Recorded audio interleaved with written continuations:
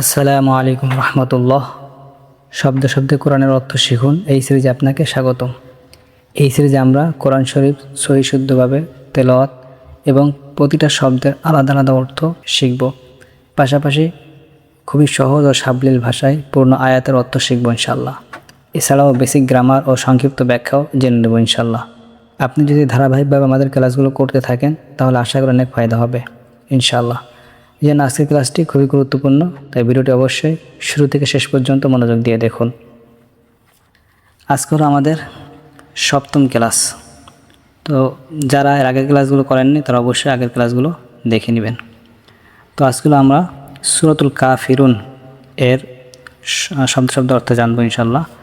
তো সূরাতুল কাফিরুনা মাক্কিয়া, অর্থাৎ সূরাটা মক্কা অবতীর্ণের জন্য সূরাতুল কাফিরুনা মাক্কিয়া। যে সূরাটা মক্কা অবতীর্ণ সেই সূরা শেষে লেখা থাকে মাক্কিয়া, আর যে সূরাটা মদিনা অবতীর্ণ সেই সূরা শেষে লেখা থাকে মাদানিয়া। তো চলুন শুরু করি। বিসমিল্লাহির রহমানির রহিম। আপনারা আমার সাথে একবার বলুন, বিসমিল্লাহির রহমানির রহিম। ওকে, তো আমরা শাব্দিক অর্থগুলো জেনে নেই। বা এর অর্থ হলো দ্বারা বা দিয়ে। ইসিম শব্দের অর্থ হলো নাম। আল্লাহ শব্দের অর্থ হচ্ছে আল্লাহ। এখানে আল্লাহর হওয়ার কারণ হলো যে আল্লাহ শব্দটি তার কিবে মুজাফ ইলাইহি হয়েছে, যার কারণে আল্লাহর নাম, এই জন্য আল্লাহর র যুক্ত হয়েছে। রহমান শব্দের অর্থ হচ্ছে পরম করুণাময়, আর রহিম শব্দের অর্থ হচ্ছে অতি দয়ালু। তো এখানে বাটা হচ্ছে হরফে জ্বর হয়েছে, আর বাকি সব শব্দগুলো হচ্ছে ইসিম হয়েছে। হরফে জ্বর ইসিম কাকে বলে, ফেল কাকে বলে, এগুলো আমরা পূর্বের ক্লাসগুলোতে আলোচনা করেছি, এজন্য এই ক্লাসের আলোচনা করতেছি না। আপনারা আগের ক্লাসগুলোর থেকে ইনশাআল্লাহ দেখে নেবেন।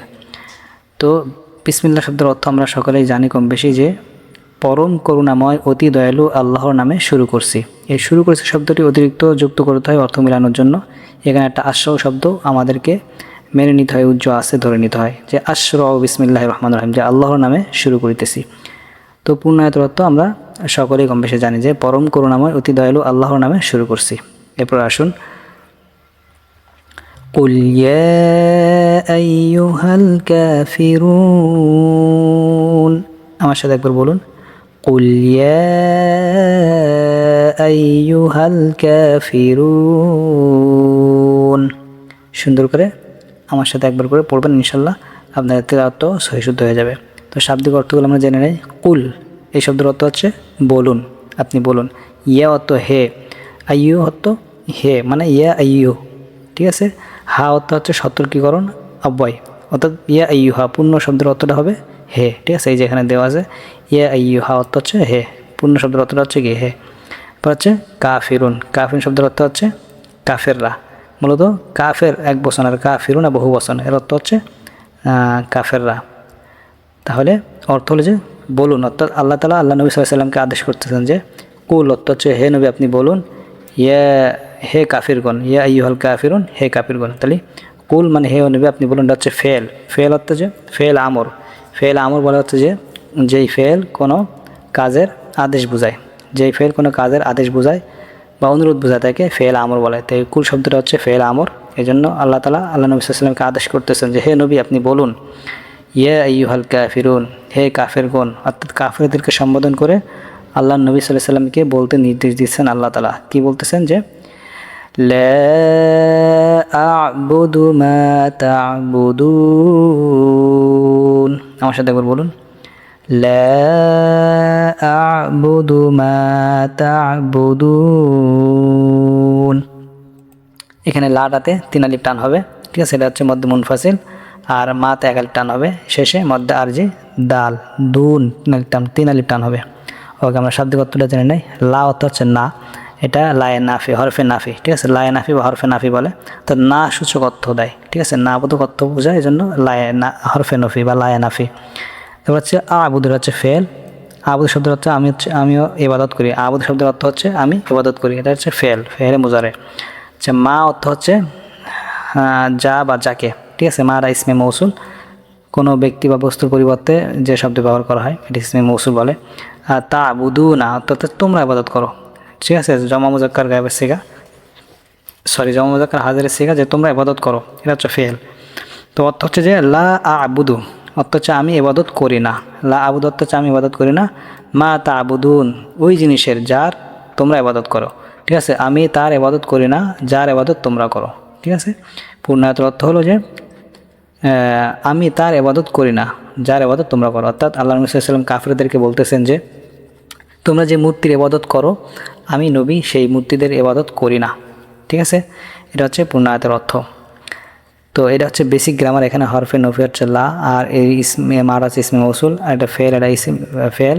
তো এটা হচ্ছে বেসিক গ্রামার, শুধু নামটা দেওয়া আছে এবং বিস্তারিত ব্যাখ্যা সহকারে আমরা গ্রামার কোর্সে আলোচনা করেছি। আপনারা চাইলে কোর্সটা করে আসতে পারেন। ইলমে নাহু সম্পর্কে, ইলমে সরফ সম্পর্কে আমাদের ইউটিউব চ্যানেলে কোর্স আছে, সেগুলো করে নিতে পারেন, তাহলে অর্থ বুঝতে সহজ হবে ইনশাল্লাহ। তো আসুন পরের একটা আমরা পড়ি। ওয়ালা আনতুম আবিদুনা মা আ'বুদ, আমার সাথে একবার বলুন। ওয়ালা আনতুম আবিদুনা মা আ'বুদ, ঠিক আছে। লাতে 3 আলিফ টান হবে, মাতেও 3 আলিফ টান হবে, মধ্যে মুনফাসিল, আর আইনটা একটু চাপ দিতে হবে, আ'বুদে, আবিদুনা মা আ'বুদ। ওকে, প্রশ্ন শাব্দিক অর্থ। ওয়াও এর অর্থ হচ্ছে এবং, এটা হচ্ছে হরফে আতফ। একটা জুমলা বা একটা বাক্যকে আরেকটা বাক্যের সাথে মেলানোর জন্য মাঝখানে একটা হরফ ব্যবহার করা হয়, এটাকে হরফে আতফ বলে। হচ্ছে লাটা হচ্ছে লায়ে নাফি, আমরা আগেই পড়ে আসছি যে হরফে নফি বা লায়ে নাফি বলে। আংতুম অর্থ হচ্ছে তোমরা, এটা জমির, আংতুম তোমরা, এটা জমির। আবিদুনা অর্থাৎ ইবাদতকারী, ঠিক আছে, আবিদুনা ইবাদতকারীরা। মা অর্থ যা বা যার, আমরা আগে পড়ে আসছি ইসমে মৌসুল। আবুদু আমি ইবাদত করি, ঠিক আছে। এই যেহেতু সূরা কাফিরুনটার আয়াতগুলো অনেকগুলো সেম এই জন্য অর্থ প্রায় সেম, একটু বেশ কম আছে আর কি। তো ওয়ালা আনতুম আবিদুনা মা আবুদ, এটার অর্থ হলো যে এবং তোমরাও তার ইবাদতকারী নও যার ইবাদত আমি করি। মানে ওয়ালা আনতুম আবিদুনা, তোমরাও ইবাদতকারী নও, ওয়ালা এবং নও, আনতুম তোমরা, আবিদুন ইবাদতকারী, তোমরাও ইবাদতকারী নও, মা আবুদু যার ইবাদত আমি করি, যার ইবাদত আমি করি। তোমরাও তার ইবাদতকারী নও যার ইবাদত আমি করি, ঠিক আছে। অর্থাৎ আমি যে আল্লাহ তাআলা ইবাদত করি, তোমরা তো সে আল্লাহর ইবাদত করো না, এটা বুঝাইছে। এরপর আসেন ওয়ালা আনা আবিদুম মা আবাদতুম, আমার সাথে বলুন একবার। ওয়ালা আনা আবিদুম মা আবাদতুম, অর্থাৎ এতে লাতে 3 আলিফ টান হবে, আর আনাতে টান হবে না। এই যে আনা, আনা, আনা সিয়া, আনা মিলা, এই ধরনের 4টা আনা আছে যেগুলোতে টান হয়, ঠিক আছে, আর বাকিগুলোতে টান হয় না। তো এটা হচ্ছে এই আনাতে টান হবে না এখানে, বাকি লাতে 3 আলিফ টান হবে, আইনে 1 আলিফ টান হবে, মাতে 1 আলিফ টান হবে। ওকে, শাব্দিক অর্থ আমরা জেনে নেই। ওয়া অর্থ এবং, লা অর্থ না, এই যে আমরা আগে বলে আসছি ওয়ালা অর্থ এবং না, আনা অর্থ আমি, এটাও জমির, ঠিক আছে। আবিদুন অর্থ ইবাদতকারী, এটা ইসমে ফাইল, ঠিক আছে। ইসমে ফাইল বলে যে কোনো কাজের কর্তাকে ইসমে ফাইল বলে। সো ইবাদতকারীকে, যে ইবাদত করে তাকে বলে ইবাদতকারী, আর এই শব্দটা হচ্ছে ইসমে ফাইল আবিদুন। মা অর্থ ইসমে মৌসুল যার বা যা। আবাদতুম অর্থ হচ্ছে তোমরা ইবাদত করেছো, ঠিক আছে। আবাদতুম তোমরা ইবাদত করেছো, এটা ফেলে মাজির সিগা, অতীতকালের অর্থ দেয়। তো এখানে পূর্ণ অর্থ হবে যে এবং আমি তার ইবাদতকারী নই যার ইবাদত তোমরা করেছো, ঠিক আছে, বা করো। যার ইবাদত তোমরা করো আমি তার ইবাদত করি না, ওই যে আগের আয়াতের অর্থ, আগেরটা আয়াতটা সেম। এরপর আসেন পরের আয়াতটা।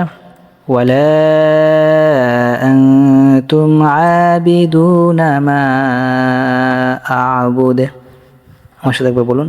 ওয়ালা আনতুম আবিদুনা মা আ'বুদ, ঠিক আছে। লাতে 3 আলিফ টান হবে, মাতেও 3 আলিফ টান হবে। ওকে, অর্থ আমরা এগুলো অর্থ আমাদের জানা হয়ে গেছে। তারপর বলি ওয়াবের অর্থ এবং, না, লা অর্থ না, আনতুম অর্থ তোমরা, আবিদুন অর্থ ইবাদতকারী, মা অর্থ যা বা যার, আবুদ অর্থ আমি ইবাদত করি। সবগুলো অর্থ আমরা আগের আয়াতে পড়ে আসছি।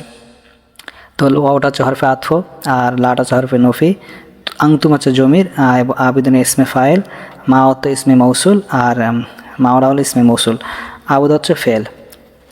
তো পূর্ণায়তের অর্থ হচ্ছে যে এবং তোমরাও তার ইবাদত করে নাও যার ইবাদত আমি করি। আগের আয়াতের অর্থ আমরা আগে পড়ে আসছি।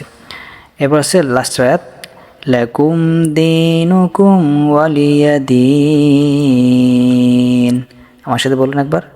লাকুম দীনুকুম ওয়ালিয়া দীন। ওকে, সুন্দর। এবার আছে লি, এর অর্থ হচ্ছে জন্য। লি এর অর্থ হচ্ছে জন্য, না সরি লাম জবল্লা, মানে মূলত এটা হরফে জ্বর লি ছিল, কিন্তু এটা জমির আগে আসার কারণে এটা লিটা লা হয়ে গেছে, লাকুম। ঠিক আছে, এটা হরফে জ্বর। আর কুমটা হচ্ছে জমির। লাকুম হচ্ছে তোমাদের জন্য। আর দিন অর্থ দিন বা ধর্ম। ঠিক আছে, ইসলাম। কুম অর্থ তোমাদের, জমির। ওয়াও এবং লি অর্থ জন্য, এই যে লি দেখছেন এখানে লি আছে। ইয়া অর্থ আমার, আর দিন অর্থ দিন বা ধর্ম। তা হচ্ছে পূর্ণান্তর অর্থ কি লাকুম দিন হুকুম, লাকুম দিন হুকুম, তোমাদের জন্য তোমাদের ধর্ম। ঠিক আছে, তোমাদের জন্য তোমাদের দিন বা ধর্ম। এই যে তোমাদের জন্য তোমাদের দিন বা ধর্ম, আর আমার জন্য আমার দিন বা আমার ধর্ম। অর্থাৎ তোমাদের দিন তোমরা পালন করো, আর আমার দিন আমি পালন করি। তোমাদের জন্য তোমাদের ধর্ম, আমার জন্য আমার ধর্ম। লাকুম দিন হুকুম ওয়ালিয়া দিন। তো আলহামদুলিল্লাহ, আমরা খুব সহজভাবে সূরা কাফিরুনের সুন্দর সহি শুদ্ধ তেলাওয়াত শিখলাম।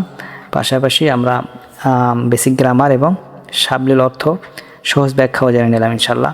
তো আজকের ক্লাসটা এই পর্যন্তই। অবশ্যই ভিডিওতে একটা লাইক দিয়ে দিবেন এবং কমেন্টে আপনার মতামত জানাবেন। ভিডিওটা অবশ্যই আপনার বন্ধুদের কাছে শেয়ার করে দিবেন, যাতে তারাও শিখতে পারে সবের নিয়েতে। পাশাপাশি আপনি নতুন হলে আমাদের চ্যানেলটা অবশ্যই সাবস্ক্রাইব করে দিবেন এবং বেল আইকনটা অন করে রাখবেন, যাতে পরবর্তী ক্লাসগুলো সবার আগে আপনার কাছে চলে যায়। তো এতক্ষণ আমাদের সাথে থাকার জন্য ধন্যবাদ। পরবর্তী ক্লাসের জন্য আমন্ত্রণ রইল। আসসালামু আলাইকুম ওয়া রাহমাতুল্লাহ।